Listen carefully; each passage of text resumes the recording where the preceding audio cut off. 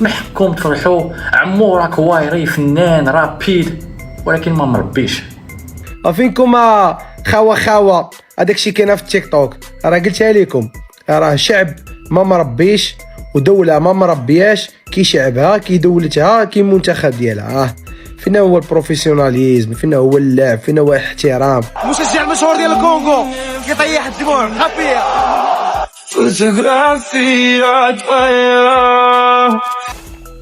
أسوأ لقطة في الكان ماشي في المباراة هي هذا اللي ما مربيش، هو هذا قليل الترابي، هو هذا اللي الام ديالو ما كانتش مساليه باش تربيه الاحترام ديال الناس الاخرين، والله باه كان مشغول حتى هو وما رباحش. المفروض كل الجزائريين النهارده يبعثوا رسائل تهنئه وشكر للحكم محمد معروف المصري على المعروف اللي عمله مع الجزائر النهارده. عيب يا عمورة، عيب، حركة غير أخلاقية من لاعب منتخب الجزائر. عمورة ضد المشجع الشهير مشجع الكونغو الديمقراطية. تعالوا أعلمكم السبب. ليه يا عمورة ليه؟ تصرف جزائري يغضب مشجعين كرة القدم بعد تأهل ثعالب الصحراء أمام الكونغو الديمقراطية، وقصة المشجع الكونغولي الشهير الذي يظل طوال 90 دقيقة واقفا. الطريقة التي شمت فيها عمورة بهذاك التمثال الواقف البشري لم تكن هذيك هي، وإنما كان فيها تقليل احترام لواحد من أهم الرموز الإفريقية واللي راه قريب منا أكثر مما هو باين. هذاك المشجع راه يحاكي باتريس مومبا، رمز كبير من رموز التحرر ورمز من رموز الكرامة الإفريقية. ولكن الفكرة هنا بأن لاعب الجزائر محمد عمورة بعد الفوز وبعد تأهل الجزائريين احتفل بشكل مستفز ضد هذا المشجع، الشيء اللي أغضب الناس واللي أغلب مشجعين كرة القدم شافوه ما كانش ليه أي لازمة ولا كان ليه أي هدف. في صفحات طالعين يقللوا من المغرب، واحنا هنقابل المغرب، واحنا اللي هنطلع المغرب، واحنا اللي هنكسب. مش يا ابني لما تعدي نيجيريا الأول يبقى تتكلم على المغرب؟ بعد الفاصل خفيفة. نعم. احنا ماشي ما يحبوناش، يغيروا منا. كاين بين الحب وكاين الغيرة. احنا نجي نيو حنا يغيروا منا.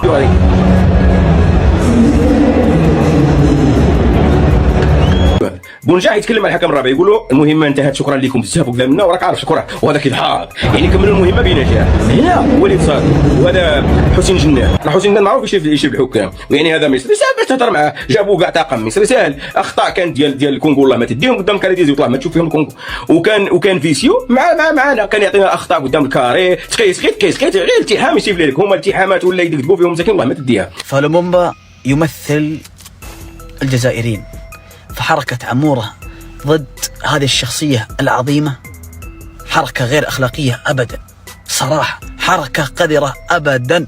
ده خدمكم النهارده، اقسم بالله الحكم النهارده كان واقف مع المنتخب الجزائري، حالات كتير جدا جدا، اخطاء كتير جدا جدا ضد الجزائريين، والحكم ولا هنا ولا كانه شايف.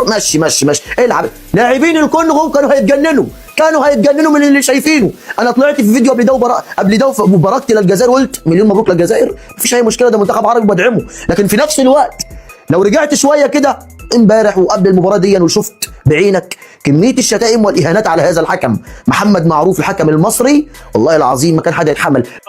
تعرجيه والله نهضروا على هاد البيلانتي هذا ديال الكونغو، ما كاينش داكشي ما شفتوش. راه زاط معني، راه كتبان، هي قداش كاينش زعما اللي يهضر على البيلانتي هذا. هضرتو بزاف على المغرب ما عطاوش بيلانتي هكاكا ولا عصا قشع قدام بلد مونطين، وهذا البيلانتي هذا. مات واقفا، انقلوا عني أن هناك معلقا مات مبتسما، مات مذهولا، مات مسحورا، مات هيدا مشهد للتاريخ يا جماعة. مات واقفا مشجع كونغو الشهير يلي 90 دقيقة كل مباراة يوقف كرماش بلده. لا عمورة ما ديروش هكذا، لا ما ديروش هكذا عمورة، لا السيد خلاص داوى كيما راه هكذا داوى من سبيطار للكونغو. إذا مازالوا حي ما نعرف. لا شوف عمورة واش يديروش. انت اللي راك داير هكذا راح ترقد راه خلاص وقتك خلاص، كنت راح في باطل بتاعك في باطل.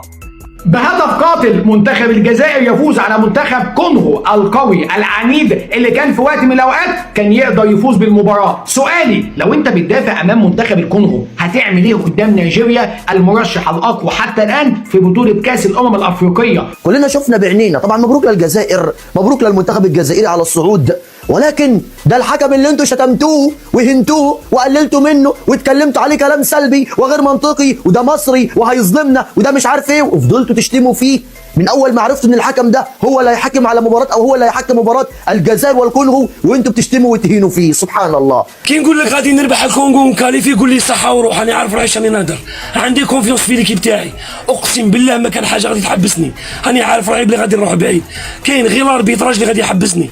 المغاربه بسيطوا بينا والله العظيم ما غادي نخرجوا، كل ما تخشوناش غادي نقعدوكم في المروك، بسيطوا بينا غادي نقعدوكم هنا.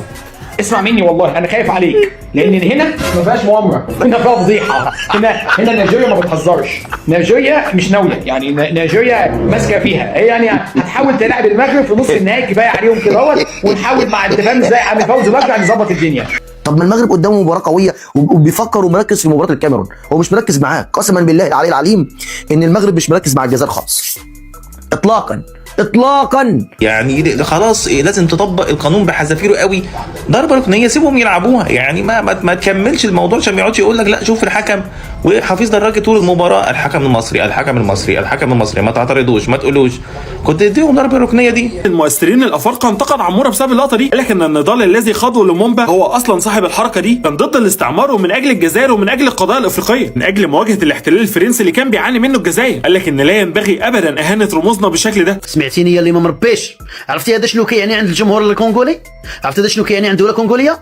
هذا راه عندهم بمثابه الرجل الاعظم بحال العبيقه اللي عندكم. طبعا يا اخوان هذا المشجع الشهير مشجع الكونغو الديمقراطيه ايش سالفته؟ ولماذا يظهر بهذا اللبس او بيظهر بهذا الشكل او بالطريقه هذه؟ هذا المشجع الشهير يجسد او يذكر العالم بالمناضل الكنغولي الشهير باتريس لومومبا.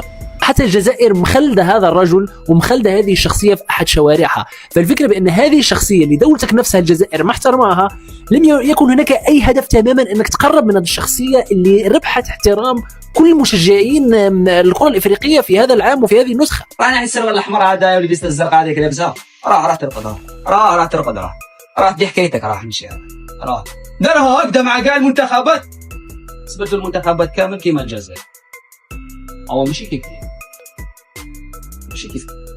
الجزائر قتلته واقفا يا جماعة، هو واقف قتلته مات واقفا على قولة روبرتو باجيو، مات واقفا.